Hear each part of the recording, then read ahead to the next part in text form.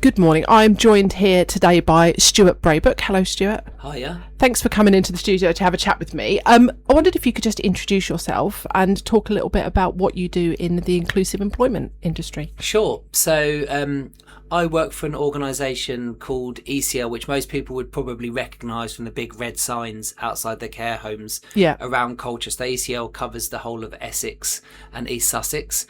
It's actually commissioned by Essex County Council, and the inclusive employment team that I work within is part of the day opportunities. Now, day opportunities are normally kept for people who are disabled or who have additional needs. But how the inclusive employment service came about was that some parents called up and asked if their son or daughter could use the daycare. And actually it was very quickly established that this person was autistic and they would be much better placed in work than they would be in daycare. And that's essentially how the inclusive team was born. I was going to ask you, what does inclusive employment actually mean in practice? So it works on employability skills in the first place, which can be CV writing, cover letter writing, where to look for work, how to look for work, setting yourself up on sites like Indeed, and then receiving one-to-one support to help build that person's confidence. Then they go through the interview process with support from consultants from ECL. And when they are in work, they can also receive one-to-one support with job coaches. And once they feel confident in work, they would go over to what we would call a sustainment officer. And that person ultimately is kind of a light touch person who they can text or call or email when they may have a question about something. It could be HR related, or it could be that they require some support in training, in which case we would come back in and help support with the training. How are the employers receiving that? This is my complexity. So my job title is actually job broker, which doesn't sound like a lot, but ultimately what I'm trying to do is I'm looking for people who have vacancies. I would always say that anyone who I am supporting who has a learning disability or autism, because they have to have that diagnosis to be on the inclusive employment programme, will get that job based on their own merit. What I'm not looking for is a charitable donation of, I'm sure we could give somebody a job. It's not that at all. So I normally establish the skill set of the people who are on the programme at the moment, and I try and find employers who match that sort of skill set. So we have people, for example, who have a first in IT, have a degree in computer science.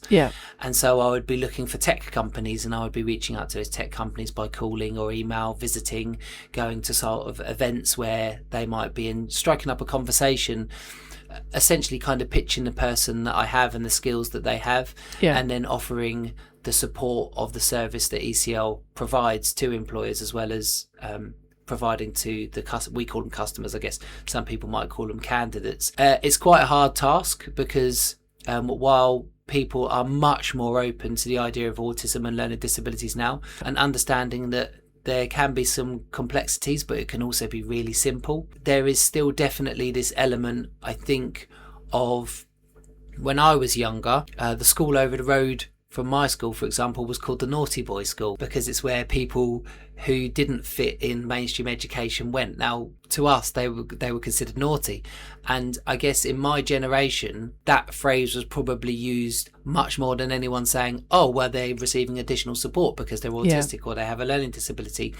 And I guess my age are the generation who own companies or are in a position where they can hire people. So ultimately, my challenge is to make sure that people are more inclusive minded, but also to be able to explain that the people that I'm working with are talented in their own right and they have their own skill set, and as long as they're placed in the right environment, they're going to thrive and be exceptional at the job that they do. And I suppose you're there able to reassure the employer that you can offer the extra support that they might need once they're in that role to kind of get them on their way.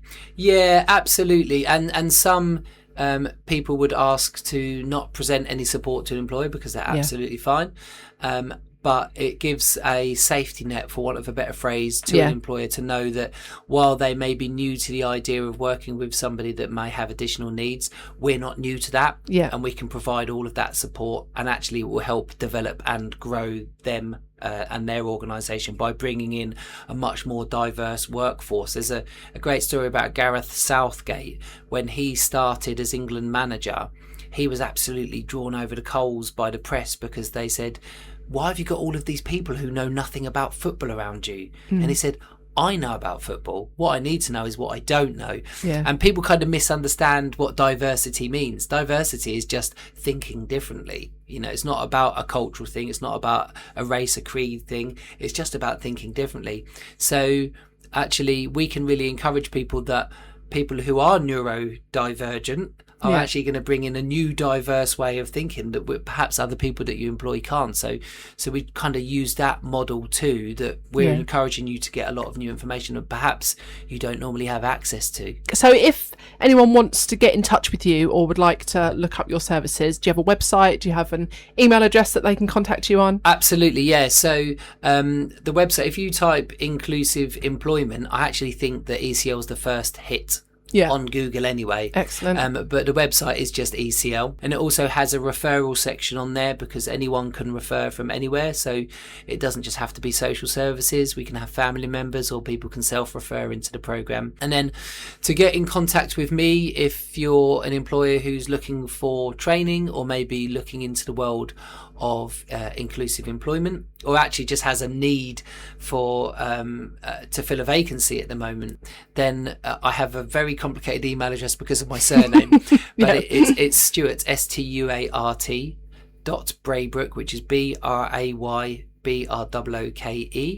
at EssexCares.org. Okay, brilliant. People will have to write that down. They're not going to remember that. Yeah. Well, if you didn't catch that, we'll pop this interview up on our YouTube channel and you can go back and check Stuart's email address. So thank you so much for coming in and joining us and telling us about your work. No problems. Thanks a lot. Take care. Bye.